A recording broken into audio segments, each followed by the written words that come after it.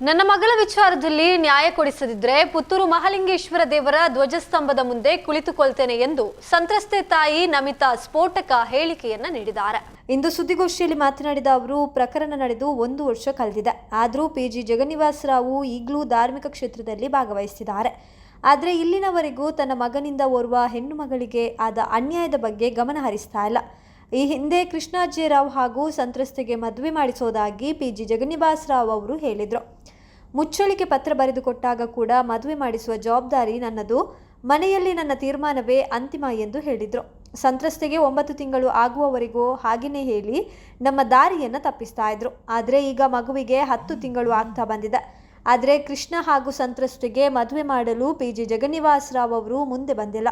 ಇಷ್ಟೆಲ್ಲ ಆದರೂ ನಾನು ಇಲ್ಲಿಯವರೆಗೂ ಅವರು ಧಾರ್ಮಿಕ ಕ್ಷೇತ್ರಗಳಲ್ಲಿ ಮಾಡುವ ಕೆಲಸಕ್ಕೆ ಮಾತನಾಡಿಲ್ಲ. ಆದರೆ ಇನ್ನು ಮುಂದೆ PG ಜಗನ್ನಿವಾಸ ರಾವ್ ಅವರನ್ನು ಧಾರ್ಮಿಕ ಕ್ಷೇತ್ರದ ಯಾವ ಚಟುವಟಿಕೆಗಳಲ್ಲೂ ಕೂಡ ಸೇರಿಸಿಕೊಳ್ಬೇಡಿ ಎಂದು ಕೇಳಿಕೊಳ್ತೇನೆ.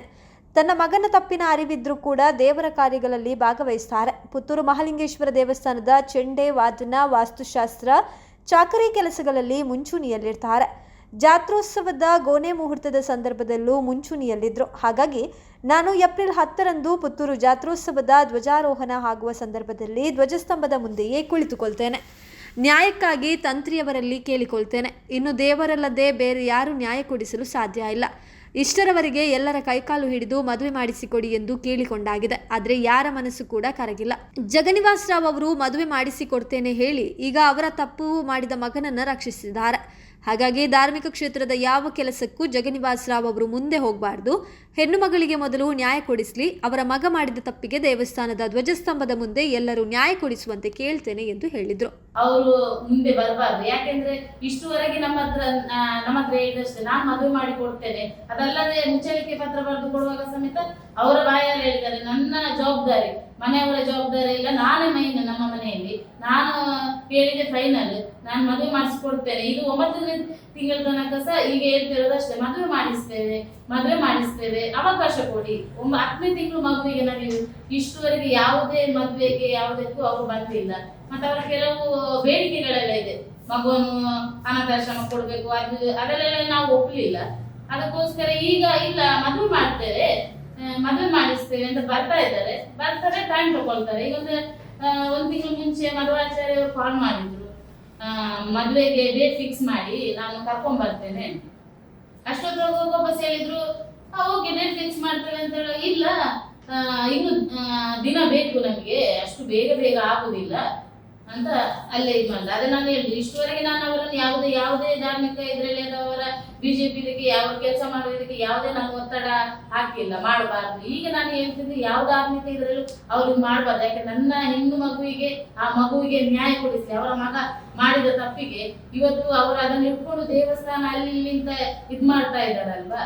ನಾನು ಆ ಇದ್ರ ಧ್ವಜಸ್ತಂಭದ ಎದುರೇ ಕೂತ್ಕೊಳ್ತೇನೆ, ಕೊಡಿ ಮರ ಎದುರಲ್ಲಿ ಕೂತ್ಕೊಳ್ತೇನೆ. ಅಲ್ಲಿದ್ದ ತಂತ್ರಿಗಳ ಹತ್ರ ನಾನು ನ್ಯಾಯ ಕೇಳ್ತೇನೆ, ನನ್ನ ಮಗಳಿಗೆ ನ್ಯಾಯ ಕೊಡಿಸಿ, ಆ ಮಗುವಿಗೆ ಮತ್ತೆ ತಾಯಿಗೆ ನ್ಯಾಯ ಕೊಡಿಸ್ಬೇಕು. ಅವರು ದೇವರಲ್ಲದೆ ಬೇರೆ ಯಾರು ಕೊಡಿಸ್ಲಿಕ್ಕೆ ಸಾಧ್ಯ ಇಲ್ಲ. ಇಷ್ಟುವರೆಗೆ ನಾವು ಅವರ ಎಲ್ಲರ ಕೈಕಾಲು ಹಿಡಿದು ಅವರನ್ನು ಒಪ್ಪಿಸುವ ಪ್ರಯತ್ನಗಳು ತುಂಬಾ ಆಗಿದೆ. ಇನ್ನೂ ಅವರ ಮನಸ್ಸು ಕರಗುದಿಲ್ಲ ಅಂತ ಹೇಳಿದ್ರೆ ಅಲ್ಲಿದ್ದವರ ಹತ್ರ ನಾನು ನ್ಯಾಯ ಕೊಡಿಸ್ಲಿಕ್ಕೆ ಕೇಳ್ತೇನೆ. ಅಲ್ಲಿದ್ದವರು ನನಗೆ ನ್ಯಾಯ ಕೊಡಿಸ್ಲಿ, ನನ್ನ ಆ ಮಗುವಿಗೆ ನ್ಯಾಯ ಕೊಡಿಸ್ಲಿ. ಅವ್ರು ಯಾವುದೇ ಧಾರ್ಮಿಕ ಕೆಲಸಕ್ಕೆ ಅವ್ರು ಮುಂದೆ ಹೋಗಬಾರ್ದು. ಅವರು ನೀವು ಧ್ವಜಸ್ತಂಭದ ಎದುರು ಕೂತ್ಕೊಳ್ಳೋದು ದೃಢ ನಿರ್ಧಾರ. ಅವರು ಯಾವುದೇ ಅದೇ ನಾಲ್ಕು ಕೊಡಿ ಮರ ಇದಕ್ಕೆ ಎಲ್ಲ ಅವರೇ ಮುಂಚೆ ಮಾಡ್ತಿದ್ದದ್ದು, ಅದು ಯಾವುದಕ್ಕೆ ಅವರು ಮುಂದೆ ಹೋಗಬಾರ್ದು. ಯಾಕಂದ್ರೆ ನನ್ನ ಹೆಣ್ಣು ಮಗುವಿಗೆ, ಆ ಮಗುವಿಗೆ ನ್ಯಾಯ ಕೊಡಿಸಿ. ಅವರ ಮಗ ತಾನೇ ಮಾಡಿದ್ದು. DNA ಟೆಸ್ಟ್ ಬರೋ ಮುಂಚೆ ಅಂತ ಹೇಳಿ, ನಾ ಮದುವೆ ಮಾಡಿ ಕೊಡ್ತೇನೆ, DNA ಟೆಸ್ಟ್ ಬರ್ಲಿ, ಅದು ಮಗು ನಮ್ಮದಲ್ಲ ಅಂತ. ಈಗ DNA ಟೆಸ್ಟ್ ಬಂದಾಗಿದೆ ಅಲ್ಲ, ಕೋರ್ಟು ಕಾನೂನು ಹೋಗಿ ನಮ್ಗೆ ಅರ್ಥ ಆಗ್ತದೆ, ಕೋರ್ಟು ಕಾನೂನು ಇದೆ. ಅಲ್ಲಿ ನಮ್ಗೆ ಹೇಳಿದಾರಲ್ಲ, ಜಗನ್ನಿವಾಸ ರಾವ್ ಹೇಳಿದಾರಲ್ಲ, ಮದುವೆ ಮಾಡಿಸಿ ಕೊಡ್ತೇನೆ ಅಂತ. 21 ವರ್ಷ ಆದ ಕೂಡಲೇ ಮದುವೆ ಮಾಡಿಸಿ ಕೊಡ್ತೇನೆ ಅಂತ ಹೇಳ್ತಾರೆ. ಅದಲ್ಲದೆ ಕೃಷ್ಣ ಜೈಲಲ್ಲಿರುವಾಗ ಹೇಳಿದ್ದಾನೆ, DNA ಟೆಸ್ಟ್ ಬರ್ಲಿ, ಅದರ ನಂತರ ನಾನು ಮದುವೆ ಆಗ್ತೇನೆ ಅಂತ ಸಹ ಹೇಳಿದ್ದಾನೆ. ಈಗ ಯಾಕೆ ಹೋಗ್ತಾ ಇಲ್ಲ? ಒಂದು ಹೆಣ್ಣು ಮಗುಗೆ ಅನ್ಯಾಯ ಮಾಡುವ ಇದಾಗ್ತಾ ಇದೆ. ಮದುವೆ ಮಾಡಿಸ್ತೇವೆ ಅಂತೇಳಿ ಯಾವುದೇ ಧಾರ್ಮಿಕ ಕೆಲಸಕ್ಕೆ ಅವ್ರು ಹೋಗಬಾರ್ದು. ಅವರು ನಾನು ಇವತ್ತು ಹೇಳ್ತಿದ್ದೇನೆ, ಇದಕ್ಕಿಂತ ಮುಂಚೆ ನಾನು ಹೇಳಿಲ್ಲ. ಈಗ 9 ತಿಂಗಳು ಮಗುವಿಗೆ 10ನೇ ತಿಂಗಳು ನಡೀತಾ ಇದೆ. ಯಾವುದೇ ಇದಕ್ಕೆ ಅವ್ರು ಮುಂದೆ ಬರ್ತಾ ಇಲ್ಲ. ಇವತ್ತು ಮಾಡ್ತೇನೆ, ನಾಳೆ ಮದುವೆ ಮಾಡಿಸ್ತೇವೆ ಅಂತೇಳಿ ಹೇಳುದಲ್ಲದೆ ಯಾವುದಕ್ಕೂ ಬರ್ತಾ ಇಲ್ಲ. ಅವರು ಇಂಥ ಅನ್ಯಾಯ ಮಾಡಿ ಅವ್ರ ಮುಂದೆ ಯಾವುದೇ ಕೆಲಸ ದೇವರ ಅಂದ್ರೆ ನಮ್ಮ ಧಾರ್ಮಿಕ ಕೆಲಸಕ್ಕೆ ಯಾವುದಕ್ಕೂ ಅವ್ರು ಹೋಗಬಾರ್ದು. ಈ